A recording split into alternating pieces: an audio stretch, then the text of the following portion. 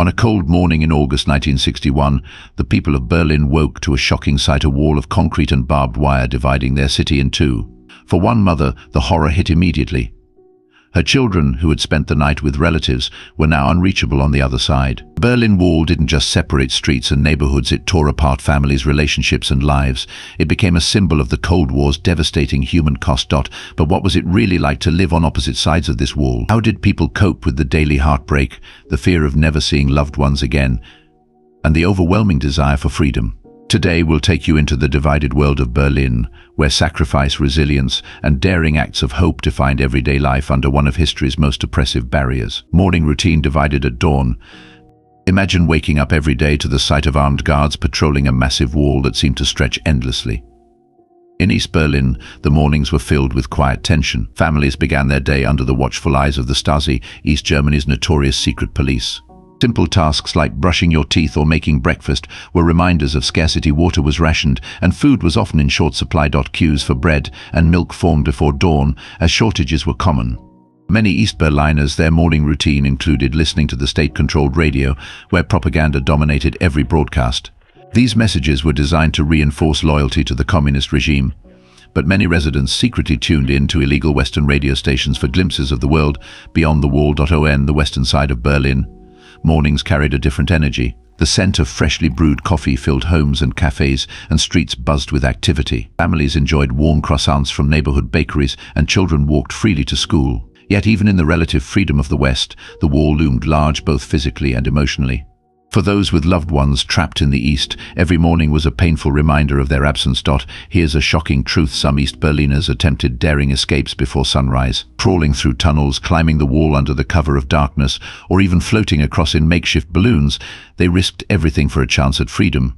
Many of these attempts ended in tragedy, but they kept hope alive for others who dreamed of reuniting with their families. Work and daily duties, a tale of two systems. In East Berlin, work wasn't just a means of survival, it was an obligation. The communist government controlled all jobs, assigning workers to factories, collective farms or state-run offices.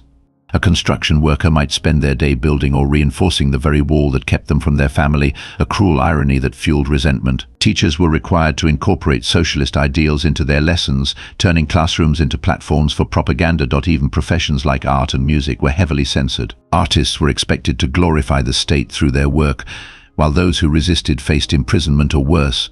For factory workers, the pressure to meet unrealistic production quotas often led to burnout and frustration. Despite the oppressive conditions, many East Berliners found ways to quietly resist, using their positions to smuggle messages or supplies to loved ones in the West. In West Berlin, the capitalist economy thrived. Office buildings, department stores, and factories offered a range of opportunities. Workers enjoyed the freedom to choose their professions, and creativity flourished.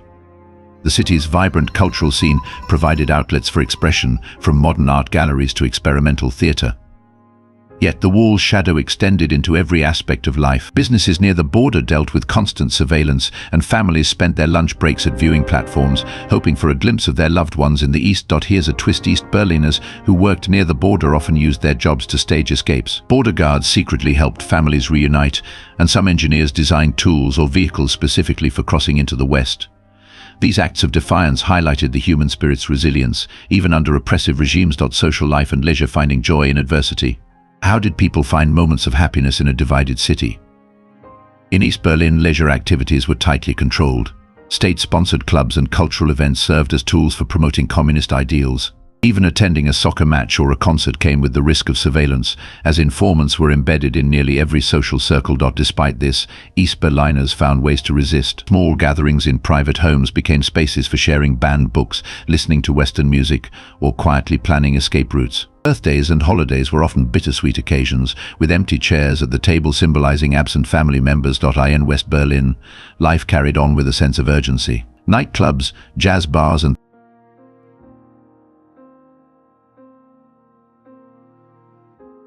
theaters offered an escape from the wall's grim presence. Families separated by the wall often met in parks along the border, shouting messages across or using binoculars to catch a glimpse of each other. Public protests and art installations became powerful expressions of defiance, reminding the world of the human cost of division. Here's a fascinating detail: football matches between East and West teams became intense emotional events. Fans used chants and banners to express their longing for unity, and on rare occasions players defected mid-game, creating international headlines. Family life love across the divide. The Berlin Wall wasn't just a political barrier, it was a deeply personal one. Families separated by the wall developed ingenious ways to stay connected. In East Berlin, mothers wrote letters that were smuggled to the west by trusted couriers. Fathers on the west side stood on observation platforms, waving to children they could no longer embrace. Life inside the home varied dramatically. East Berlin households were often sparse, with limited access to consumer goods. A television or refrigerator was a rare luxury, and families relied on coal stoves for heating. To supplement their diets, many grew vegetables in small gardens or bartered goods with neighbors. In contrast, homes in West Berlin reflected a thriving middle class. Modern appliances, colorful furniture, and an abundance of consumer goods symbolized the stark differences between the two systems. Yet, for families separated by the wall, these comforts felt empty. One remarkable story stands out. An East Berlin family built a secret pulley system, sending small items like toys and handwritten notes across the wall. This act of quiet defiance continued for years, a testament to the enduring power of love and connection. Nightfall shadows of fear and hope. As the sun set, the atmosphere in Berlin shifted. In East Berlin, curfews were strictly enforced, and the streets were patrolled by armed guards. Families stayed indoors, speaking in hushed tones to avoid drawing attention from informants. Nighttime prayers often carried the desperate hope for freedom and reunification. On the western side, evenings were filled with both life and protest. Candles burned in windows as silent symbols of unity, while activists planned demonstrations and journalists documented stories of escape. Cafes and pubs became gathering places for political discussions, creating a sense of solidarity among the population. Here's a chilling fact: some of the most daring escape attempts took place at night. Families risked their lives in hot air balloons, ziplines, and even converted cars to cross the wall under the cover of darkness.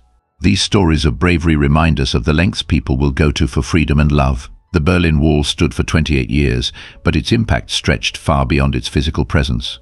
Families were torn apart, yet their stories of resilience, love, and courage continue to inspire us today. If you're fascinated by tales of survival and defiance, check out our video on Forgotten Battles of WWII, where we uncover the hidden stories of those who refuse to give up. Don't forget to like, share, and subscribe for more captivating insights into history. Let us know in the comments, how would you have stayed connected with your family if faced with such a divide?